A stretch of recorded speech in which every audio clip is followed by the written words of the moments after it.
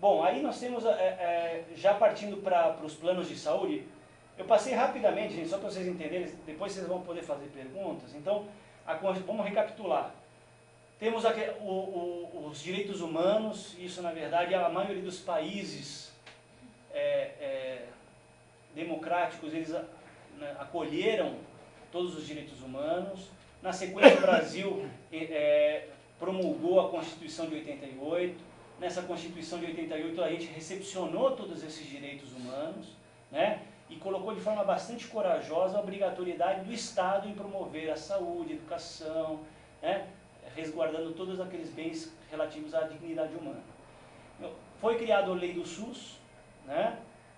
Que vocês viram que no artigo 6º fala da assistência terapêutica integral, inclusive farmacêutica. Nós também vimos a questão vamos voltar aqui um pouquinho. O Código de Saúde do Estado de São Paulo, onde até a alimentação é mencionada, tá certo? A Constituição Paulista também reconhecendo a saúde como direito de todos e obrigação do Estado, tá? E vimos como é que o Ministério da Saúde, do Trabalho encara essa situação, né? Então é reconhecido como uma deficiência, tá certo? Cujo termo nós destacamos aqui. E agora com relação aos planos de saúde, a Lei 9656 de 98. Tá? Essa lei, na verdade, qual é a vantagem de você ter um plano de saúde depois de 98, adaptado? Né? A vantagem ela é muito sutil, mas a partir de 98, a ANS, que é o órgão responsável por cuidar de todos os planos de saúde, ela estabeleceu um rol de procedimentos mínimos. Assim, todos os planos vão ter que fornecer isso, independente se é caro, se é barato, mas esses procedimentos, todos os planos vão ter que fornecer. Então, é isso que, na verdade, está no artigo 12 da Lei 9656. Então, graças à pressão da sociedade, esse rol tenha sido atualizado com mais frequência, porque antes demoravam anos e anos, surgiam novas tecnologias, isso não era incorporado. A sociedade tem se mobilizado, tem pressionado, e isso tem sido revisto praticamente ano após ano. Tá? Onde as novas tecnologias começaram a ser incorporadas com um pouquinho mais de rapidez pelos planos de saúde. Né? Preciso fazer um PET scan. Não, PET scan está fora do rol, então eu não vou cobrir. Agora, olha o que é interessante. A lei diz em rol mínimo exigido. O que significa isso? Se é mínimo, significa que não é o máximo. Mas eles usam isso como se fosse o rol máximo. Até aqui vem a minha responsabilidade. Não é assim. Tá? Não é isso que quer dizer a lei. A lei diz o seguinte: o mínimo que você vai fornecer é isso, mas não significa que você vai ter que dar um passo a mais. Tá? Então, ou seja, os planos de saúde usam isso de forma taxativa e não é correto.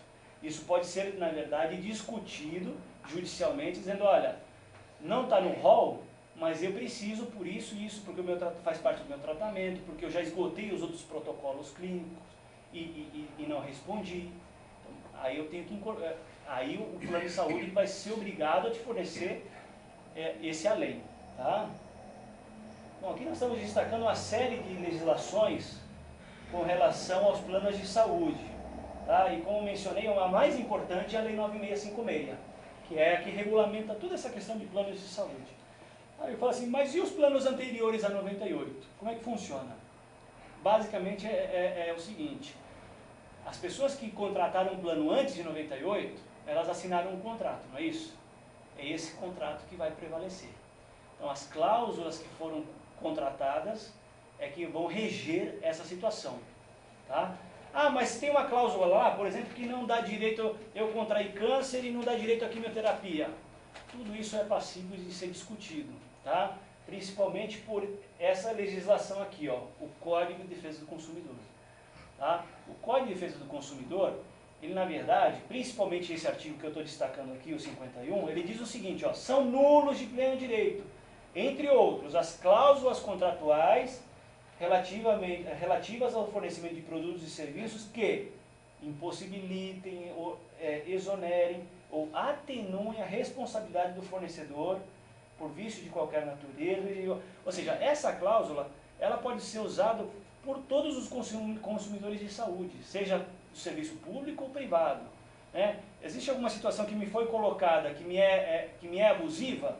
Então, eu posso pedir que seja declarada a nulidade dessa situação através do artigo 51. Isso é muito comum. Por exemplo, vamos pensar aqui, medicamentos de uso oral. Né? Hoje nós temos uma série de medicamentos de uso oral que, na verdade, representam o próprio tratamento para algumas doenças crônicas. Né? Mas a maioria dos planos de saúde diz, não, seu medicamento é oral, eu não vou fornecer.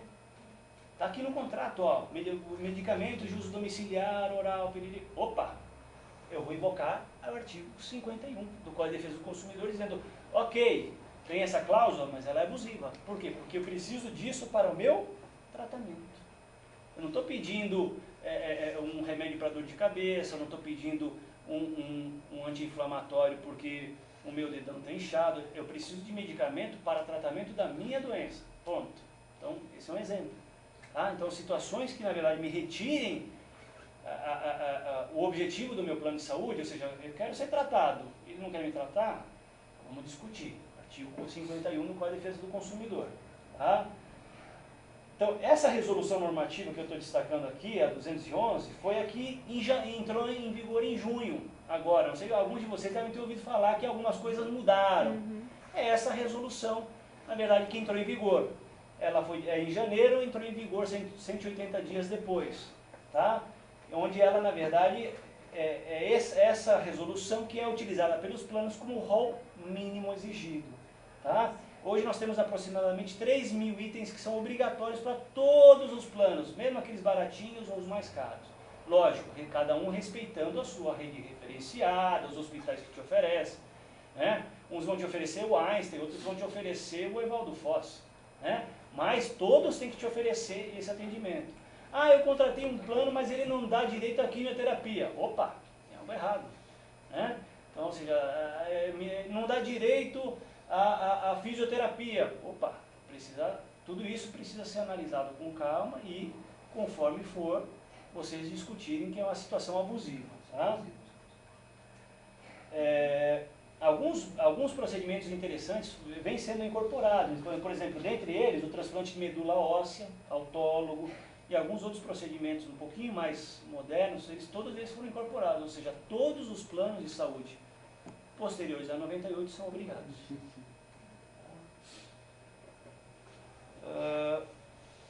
Estou destacando aqui também uma legislação que muitos de vocês já ouviram falar que os hospitais cobram o chamado cheque calção. Né? Muitos já ouviram falar, mas é correto o cheque calção? Não é? Então, olha, essa legislação aqui, eles estão tentando de todo jeito derrubar essa lei, viu, gente? Mas essa legislação aqui, na verdade, diz o seguinte, fica proibida a exigência de depósito de qualquer natureza para possibilitar o internamento de doentes em situação de urgência e emergência em hospitais da rede privada. Tá? E aí, olha que interessante aqui o artigo 2º, ó. Isso aqui eles ficam malucos, ó. Comprovada a exigência do depósito, se vocês comprovarem, o hospital será obrigado a quê? Devolver em dobro. Devolver em dobro. Tá? Saiu já desse. A maioria das pessoas já teve que passar por uma situação como essa. Então, ou seja, aqui eu estou destacando aqui embaixo uma situação que para vocês se defenderem diante desse panorama. Tá? Então, se eles insistirem num cheque calção, tá?